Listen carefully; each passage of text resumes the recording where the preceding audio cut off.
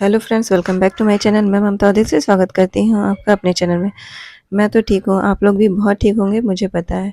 तो ये देखिए, मुझे आज बहुत काम था तो मैंने सोचा पहले क्यों ना खाना बना के रख लिया जाए। सुबह सुबह मैंने सोचा पहले अपनी फेवरेट सब्जी बनाई जाए, उसके बाद घर के काम किया जाए। क्योंकि आज मैंने सोचा था अपनी अलमीरा को डिक्लटर करूँगी। उसमें से जितने मेरे पुराने मतलब नए कपड़ों में जो मेरे कपड़े छोटे हो गए हैं उनमें मैं अलग छाँट के रखूँगी। अब मेरे कपड़े छोटे कैसे होंगे, मैं तो ये नहीं समझ पाती हूँ कि आप लोग के भी कपड़े छोटे होते हैं क्या?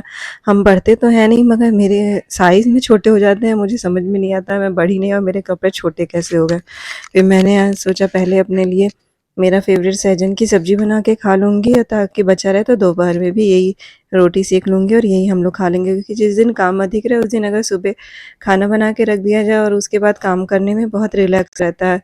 तो आज मैंने अपने लिए सहजन की सरसों वाली सब्ज़ी बनाई थी, जो कि बहुत ही टेस्टी लगती है और बहुत ही हेल्दी सब्ज़ी होती है।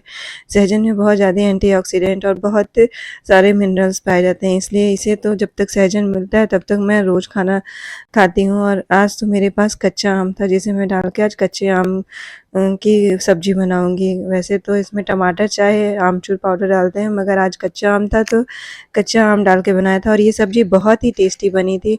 दिखने में ही इतनी वो मतलब अच्छी लग रही थी कि मेरे मुँह में पानी आ रहा था। इतनी अच्छी थी कि काम करने से पहले मतलब मैंने दोपहर का इंतज़ार ही नहीं किया कि इसको बचा के रखना है। मैंने और मेरे हस्बैंड से मिल के सारी सब्ज़ी खा ली। तो मेरा आज सबसे ज़्यादा काम था ये। देखिए मेरे सूट की अलमारी का क्या हाल था। साड़ियाँ तो बहुत अच्छे से अरेंज थी मगर सूट बिल्कुल बिखर गए थे।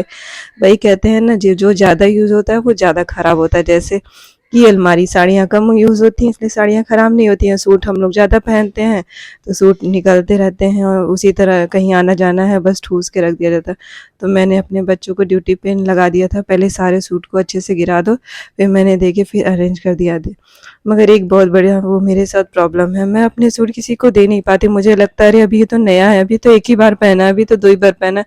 तो ये सब करते-करते मैंने सारे सूट को अपने रख दिया। मैं एक सूट भी किसी को नहीं दे पाई। जो थोड़े छोटे हुए सोचा उसको ढीला कर दूँ और ये रहा मेरे पास मेरे पर्सों का कलेक्शन। कुछ क्लच है और कुछ स्विंग बैग है और कुछ है ये पाउच जो जिसमें मैं अपने सिक्का ही रखती हूँ, चिल्लर जो कहते हैं, और कुछ हैंड्स बैग है। ये सारे मैं यूज़ तो नहीं करती हूँ मगर ये मेरा फ़ेवरेट है, मगर मैं किसी को दे भी नहीं पाती हूँ। पर्स किसी को क्या दूँगी, क्योंकि अक्सर मैचिंग में पर्स लग ही जाते हैं। मगर जो पर्स एक जो पसंद होता है वो हम लोग ज़्यादा यूज़ करते हैं। तो ये तो क्लच है जो कि बहुत कम यूज़ होता है, अक्सर पार्टियों में साड़ी साड़ी पहने तभी यूज़ होता है, नहीं तो जब मोहल्ले में कथा रहे चाहे पूजा रहती है तब हम क्लच लेके जाते हैं। और ये मेरा फेवरेट वाइट वाला पर्स जो कि हर कपड़े के साथ मैच कर जाता है। मैं ज़्यादा ये वाइट वाला अपना ही हैंड पर्स यूज़ करती हूँ। वैसे इतने पर्स में से मैंने सोचा था कि कुछ मैं दे दूँगी इधर-उधर ताकि थोड़े हल्के हो जाएँ, अलमारी में रखने में फिर दिक्कत होती है। तो मगर नहीं दे पाई। मुझसे अपने सामान किसी को नहीं दिए जाते। मुझे लगता है अच्छा आज नहीं तो कल काम आ जाएगा।